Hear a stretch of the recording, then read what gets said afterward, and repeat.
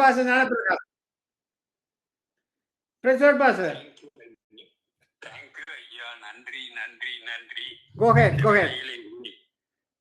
என்னை இந்த இன்டர்நெட்டோட சேர்த்து கொடுத்ததற்காக தோசரம் ஐயா. இந்த முதிர்ந்த வைத்திரம் பசுமையா இருக்க எங்களை ஆசீர்வதித்த தேவனுக்கு நன்றி சொல்கிறேன். இந்த நிமிஷம் வரை தேவனை ஆராதித்தவர்கள் பாடல் ஊடாக, ஜெபங்கள் ஊடாக, செய்திகளின் ஊடாக அவரை மகிமைப்படுத்தியதற்காக கோடி தோசர நமஸ்காரத்தை கொடுக்கின்றேன். அதே வண்ணமாக மூத்த ஊழியராகிய மகேந்திரன் ஐயாவையும் ஆரம்பம் முதல் முடியும் வரை ஒவ்வொருவரையும் தட்டி கொடுக்கும் வண்ணமாக அவரை பாவிங்கள் சுவாமி என்று கெஞ்சுவதோடு லெஸ்லி ஐயாவையும் முழு தைரியத்தோடு இந்த சேவைகளை செய்ய பரிசுத்த ஆவியானவர் அவரை பலப்படுத்தட்டும். ஆண்டவரை நான் கூறும் போல அற்றையாதபடி எவ்வளவு தொல்லைகள் துயரங்கள் வந்தாலும் இயேசு கிறிஸ்து எங்களை கைவிட மாட்டார் என்று இந்த நித்தியபட்ச நேரத்தை அவர் செய்து கொண்டிருக்கிறதற்கா உமக்கு கோடான ஓடி தோற்றம். அவரையும் அவர் குடும்பத்தினரையும் அவரோடு கையிட்டு செய்கின்ற ஒவ்வொரு ஊழியக்காரியங்களையும் ஆசீர்வதிங்க சாமி என்று சொல்லுவதோடு அடையானையும் ஆசீர்வதிங்க என்று கெஞ்சி நிற்கின்றேன்.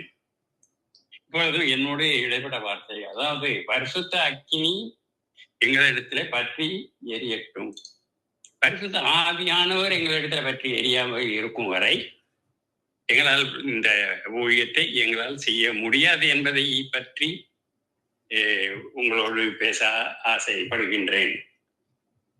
பூமியின் மேல் அக்கினியை போல வந்தேன், அது இப்பொழுதே பற்றி எரிய வேண்டும் என்று விரும்புகின்றேன் என்று வேதம் சொல்லுகிறது. அதாவது லூக்கா 12வது அதிகாரத்திலே 49வது வசனத்திலே வண்ணமாக எழுதப்பட்டு இருக்கின்றது.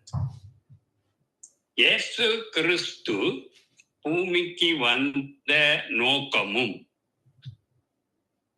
அவருடைய அளவற்ற வாஞ்சையையும் தாகத்தையும் இந்த வசனம் வெளிப்படுத்துகின்றது. பூமியிலே அக்கினியை போட வந்தேன். தேவ ஜனங்கள் மேல் அக்கினி பரலோகம் பற்றி எரிய வேண்டும். அவர்கள் அக்கினி சுவாலையாக மாற வேண்டும். பாவம் நெருங்காத அக்கினியாக, சோதனை மேற்கொள்ளாத அக்கினியாக தேவ வசனங்களை வாழ வேண்டும். சாத்தானே அவனுடைய கிரியைகளையும் சுட்டெரிக்கின்ற அக்கினியாக பிரகாசிக்க வேண்டும். கர்த்தருடைய நீதி அக்கினி சுவாலை போல விளங்க வேண்டும். இதுதான் ஆண்டவர்களுடைய தாகம். அவர் பூமிக்கு வந்திருந்த பல நோக்கங்கள் உண்டு. பாவங்களை ரட்சிக்கின்ற கிறிஸ்து இயேசு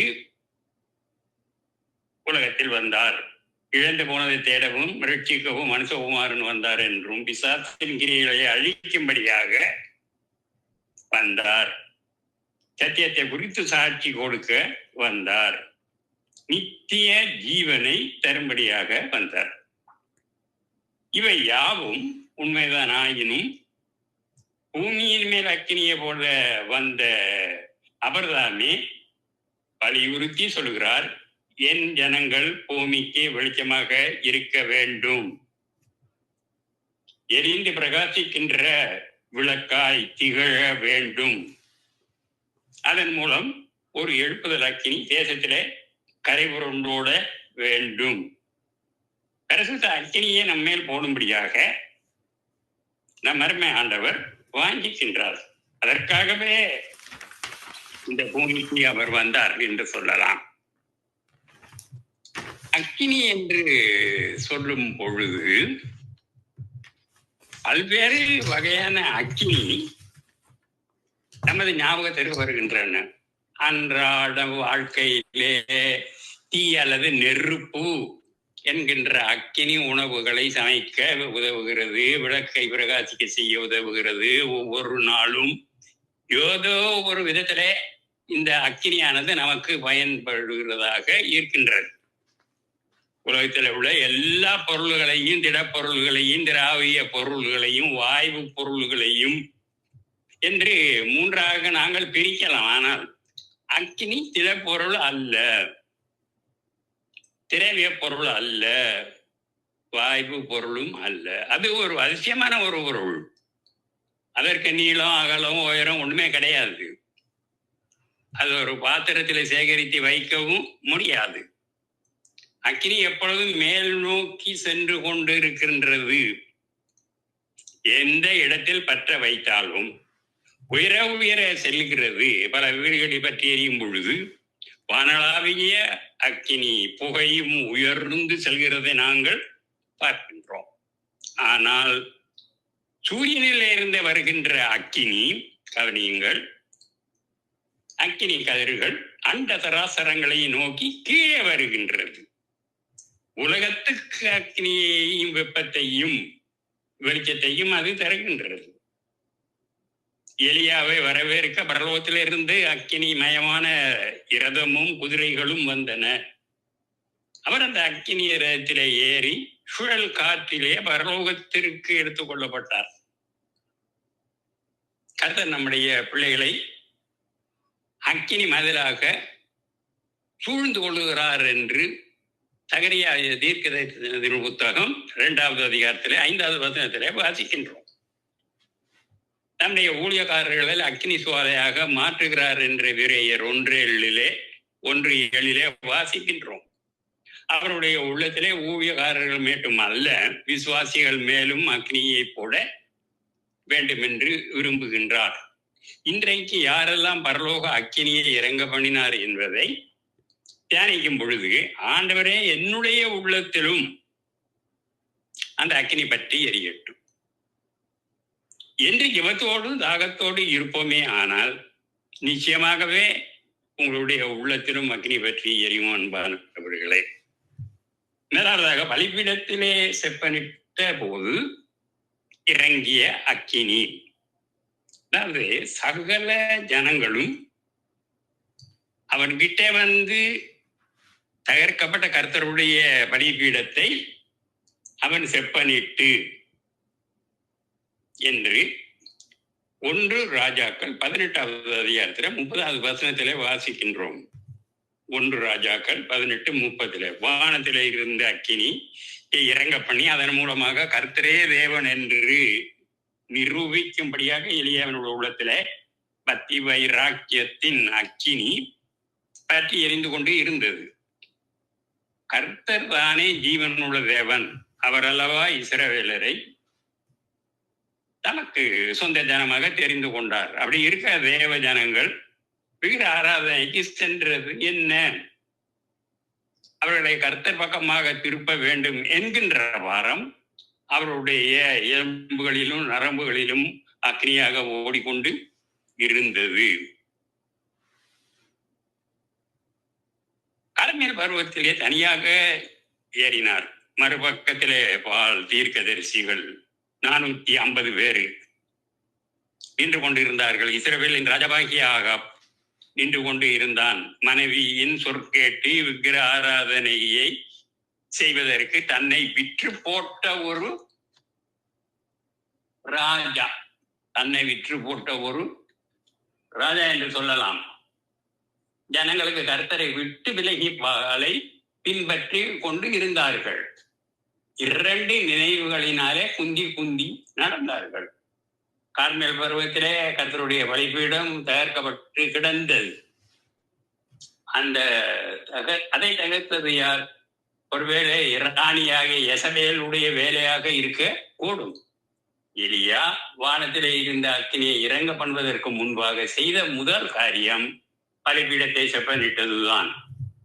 பலிபீடமே கர்த்தருக்கும் நமக்கும் இடையே உள்ள ஒரு உறவை நிர்ணயிக்கின்றது. உங்களுடைய ஜெப பலிபீடம் எப்படி இருக்கிறது? துதி பலிபீடம் எப்படி இருக்கிறது? வேத வாசிப்பின் ஊழியம் எப்படி இருக்கிறது என்கின்ற பலிபீடங்கள் எப்படி இருக்கின்றன? ஆதி அன்பு இல்லையோ? தேவனுடைய அக்கினி இல்லையோ? தேவனோடு உள்ள ஐக்கியம் உடைந்து சிதைந்து கிடக்கின்றதோ?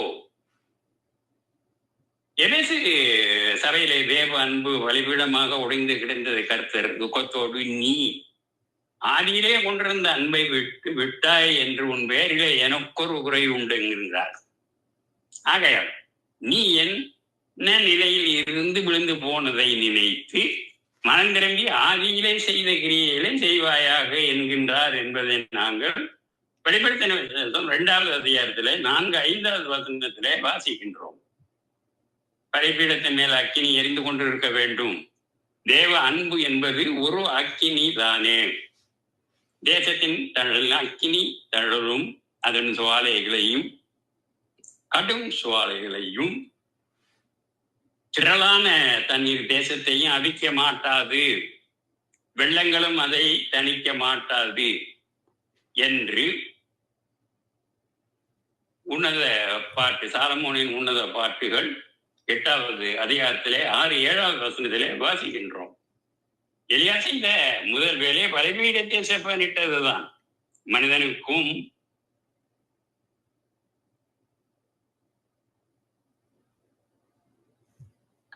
தேவனுக்கும் உள்ள உறவை செப்பனிட வேண்டும்.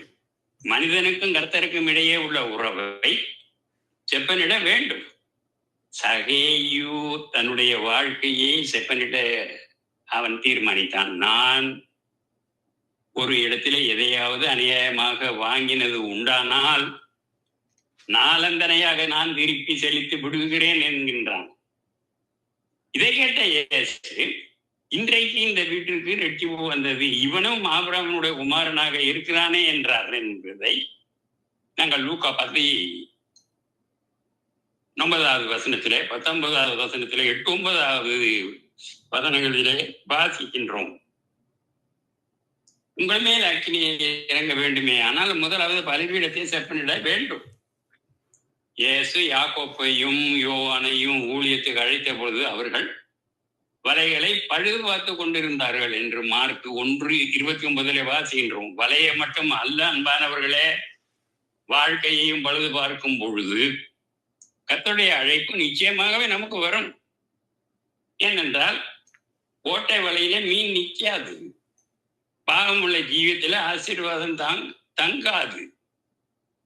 திராட்சை தோட்டத்தை கொடுக்கின்ற எடுத்து போடுகின்ற நரிகளையும் குழி நரிகளையும் பிடித்து சங்காரம் செய்து விடுங்கள். தேவனுடைய அன்பை விட்டு துரத்தப்படுகின்ற எந்த காரியமும் உங்களுடைய வாழ்க்கையில இருக்க வேண்டாம். அவர்தான் குதிரையிலே இருந்து இறங்கி அருகிலே உள்ள ஒரு காட்டிற்கு ஓடி போய் மணிக்கணக்காக தேவ சமூகத்திலே குறைகளை ஆராய்ந்து பார்த்து கண்ணீரோடு ஜெபித்தார் என்றும், பின்பு குதிரை மேலே ஏறி பிரசங்கம் பண்ண வேண்டிய ஒரு மலையறிய வாரத்தை கடந்து வந்தார் என்றும் இயேசு சொன்னார். அவ்வளவுதான். ஒரு பெரிய பிரசங்கம் ஒன்றும் பண்ண இல்லை. திடீரென்று வானத்தில் இருந்த அக்கினி விழுந்தது. எல்லோரும் பரிசுத்த ஆவியினாலும் வல்லமையினாலும் அக்கினி அபிஷேகத்தினால நிரப்பப்பட்டார்கள் என்றும் ஒரு பெரிய எழுப்புதல் நதி கரை புரண்டு ஓடினது. ஆம், தேவனுடைய பிள்ளைகளே, உங்கள் வாழ்க்கையிலும் பலிபீடத்தை செப்பனிட்டு குடும்ப பலிபீடத்தை சீர்படுத்துங்கள். குடும்ப பலிபீடத்தை சீர்படுத்துங்கள். கர்த்தருடைய அக்கினி உங்கள் மேல இறங்க ஆயத்தமாக இருக்கிறது. உங்கள் மூலம் தேசத்திற்கும் அக்கினி பற்றி பரவட்டும். இரண்டாவதாக ஜெபம் பண்ணும் பொழுது இறங்குகின்ற அக்கினி. சாலமோன் ஜெபம் பண்ணி முடிக்கின்ற பொழுது அக்கினி வானத்திலே இருந்து இறங்கி சர்வாங்க தகன பலியையும் மற்றும் பலிகளையும் பற்றித்து கர்த்தருடைய மகிமையை ஆலயத்தை நிரப்பிற்று என்று 2 நாளாகமும் 7வது அதிகாரத்திலே 1, 2, 3வது வசனங்களிலே காணக்கூடியதாக அமைந்திருக்கின்றது. சாலமோன் கர்த்தருக்கென்று ஒரு மகிமை ஆலயத்தை கட்டினார். என் தேவன் எல்லா தேவன்களை பார்க்கிலும் பெரியவர், அவருக்கு நான் கட்டுகிற ஆலயம் பெரிதா இருக்கும் என்று சொன்னார். ஜெபம் பண்ணி அந்த ஆலயத்தை பிரதிஷ்டை செய்த பொழுது தேவனுடைய அக்கினி சர்வாங்க தகன பலியாக மற்ற பலிகளையும் பட்சித்தது. ஜெபம் ஜெபம், ஊக்கமான ஜெபம், அதுவே பரலோகத்து அக்கினியே பூமியிலே இறங்க பண்ணும் வழியாகும். நீங்கள் கர்த்தருடைய ஆலயமாக இருக்கிறீர்கள், கர்த்தருடைய ஆவி உங்களினுடைய வாசம் பண்ணுகிறார் என்று 1 கொரிந்தியர் 3:16 6:19 வாசிக்கின்றோம். அன்றைக்கு சாலமோன் உலக பிரமாணமான ஆலயத்தை பிரதிஷ்டை செய்தார். நீங்களோ உங்கள் உள்ளமாகிய ஆலயத்தை பிரதிஷ்டை செய்யுங்கள். கர்த்தர் நம்முடைய ஆலயத்தை ஜெப வீடு என்று சொல்லுகிறார். ஜெப வீட்டை வியாபார தலமாக கொண்டு இருக்கிறார்கள். புறா விற்கிறவர்களும் ஆதனங்களை கவிழ்த்து போட்டார் என்றும் சுத்திகரித்தார், பரிசுத்தப்படுத்தினார். உங்களுடைய உள்ளமாகிய ஆலயம் ஜெப வீடாய் இருக்கட்டும், தேவனுடைய வாசஸ்தலமாக இருக்கட்டும், தேவனுடைய அக்கினி இறங்குகின்ற ஸ்தலமாக இருக்கட்டும். தேவனுடைய மகிமை உங்களை மூடட்டும். இயேசுடைய வாழ்க்கையை பாருங்கள். அவருடைய ஆவி, ஆத்மா, சரீரம் எல்லாம் தேவனுக்கு பிரதிஷ்டை பண்ணப்பட்டதாக இருந்தது. அவர் எப்பொழுதும் ஜெபித்தார், எல்லா இடத்திலும் ஜெபித்தார். 40 நாட்கள் உபவாசம் ஜெபித்து தன்னுடைய ஊழியத்தை ஆரம்பித்தார். இயேசு ஞானஸ்தானம் பெற்று ஜெபம் பண்ணுகையில் வானம் திறக்கப்பட்டதாகவும் பரிசுத்த ஆவியான ரூபம் கொண்டு புறாவை போல அவர் மேல் இறங்கினார் என்பதை நாங்கள் லூக்கா 3வது அதிகாரத்தில் லூக் 3:21-22 வாசிக்கின்றோம். மறுரூப மறையிலே இயேசுவானவர் ஜெபம் பண்ணுகையில அவருடைய முக ரூபம் மாறிற்று என்றும் அவருடைய வஸ்திரம் வெண்மையாக பிரகாசித்தது என்பதையும் நாங்கள் லூக் 9வது அதிகாரத்தில் 29வது வாசிக்கின்றோம். கெத்செமனி தோட்டத்திலே அவர் ஊக்கமாக ஜெபம் பண்ணினார் என்றும் அவருடைய வேர்வை இரத்த பெருந்துளிகளாக தரையிலே விழுந்தது என்பதை நாங்கள் லூக்கா 22:44 வாசிக்கின்றோம். அப்பொழுது தேவதூதன் வானத்திலே இருந்து இறங்கி வந்து அவரை பலப்படுத்தினான். தானியேல் ஜெபம் பண்ணி கொண்டு இருந்த பொழுது கபிரியேல் தூதன் வேகமாக பறந்து வந்து அந்திப்பணியின் நேரமாகிய வேளையில அவனை தொட்டான் என்பதை நாங்கள் தானியேல் 9:21 வாசிக்கின்றோம். ஜெபத்தினால் மாத்திரமே அக்கினி கீழே இறங்க முடியும். ஜெபத்தினால் மாத்திரமே தேசத்தை அசைக்க முடியும். ஜெபத்தினால் மாத்திரமே ஆத்மாக்களை ஆதாயம் பண்ண முடியும். அன்பானவர்களே, ஆவி ஆத்மா சரீரத்தை ஒப்பு கொடுக்கும் பொழுது இறங்கி வரும் அக்கினி 3வதாக. அதற்கு அவர் 3 வயது கிடாரியையும் 3 வயது வெள்ளை ஆட்டையும் 3 வயது ஆட்டுக்குட்டியையும் 1 காட்டுப்புறாவையும் 1 புறா குஞ்சையும் என்னிடத்திலே கொண்டு வா என்றார். பறவைகள் அந்த உடல்கள் மீது இறங்கின. அவைகளை ஆபிரகாம் துரத்தினார்.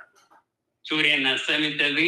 காரிருள் உண்டாத பின்பு இதோ புகைகின்ற சூளையும் அத்துண்டங்களின் நடுவே கடந்து போகிற அக்னி சுவாலையும் தோன்றின என்று ஆதியாகமம் 15வது அதிகாரத்திலே 9, 11, 17 வாசிக்கின்றோம். இங்கே ஆபிரகாம் வானத்திலே இருந்த அக்கினி இறங்க பண்ணினதை பார்க்கலாம். அவர் கடைபிடித்த வேத ரகசியம் என்ன? இங்கு 3 வயது என்று 3 முறை வருவது நம்முடைய ஆவி ஆத்மா சரீரத்தை குறிப்பதாகும். ஆவி ஆத்மா சரீரத்தை கர்த்தருடைய சமூகத்திலே தாழ்த்தி நறுங்குண்ட பலியாக ஏறெடுக்கும் பொழுது நிச்சயமாகவே அக்கினி இறங்கி ஆக வேண்டும், பற்றி எரிய வேண்டும்.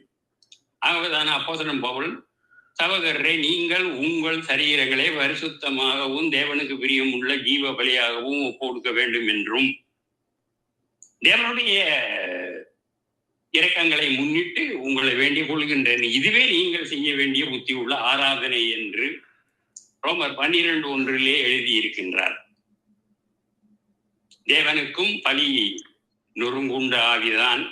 தேவனே நறுங்குண்டதுமான இருதயத்தை நீர் புறக்கணிக்க மாட்டீர் என்பதை சங்கீதக்காரனுடைய புத்தகம் 51வது அதிகாரத்தில் 17வது வாசிக்கின்றோம். ஆபிரகாம் பலிபீடத்தின் மேல் பலியை நொறுங்குண்ட காணிக்கையாக படைத்த பொழுது பறவைகள் அந்த உடல்களின் மேல் இறங்கின. ஆபிரகாம் அவைகளை துரத்தினார் என்று பார்க்கின்றோம்.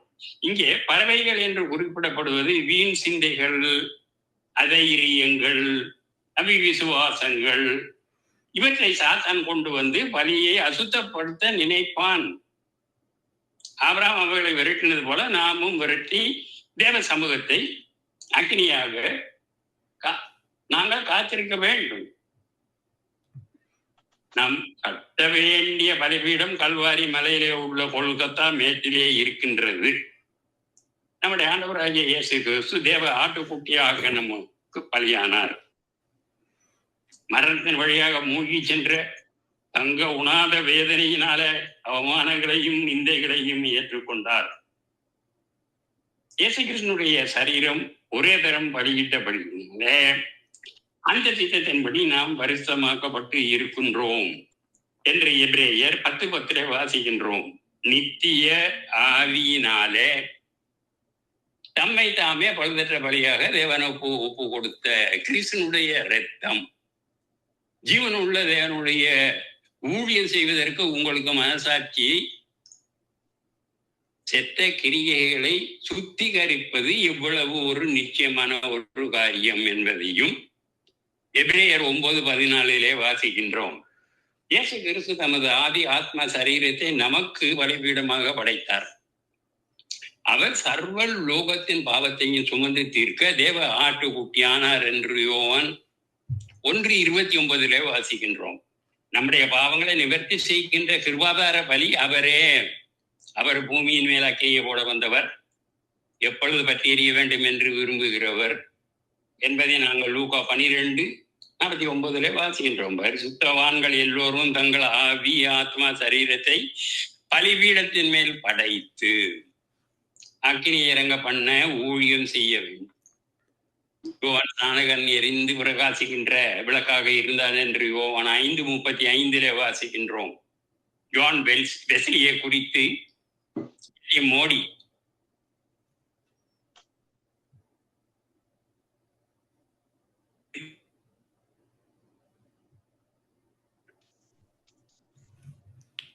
Pastor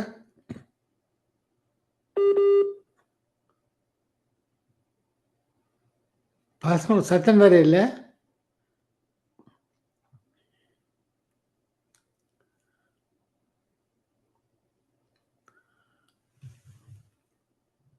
Technical difficulties, please hold the line.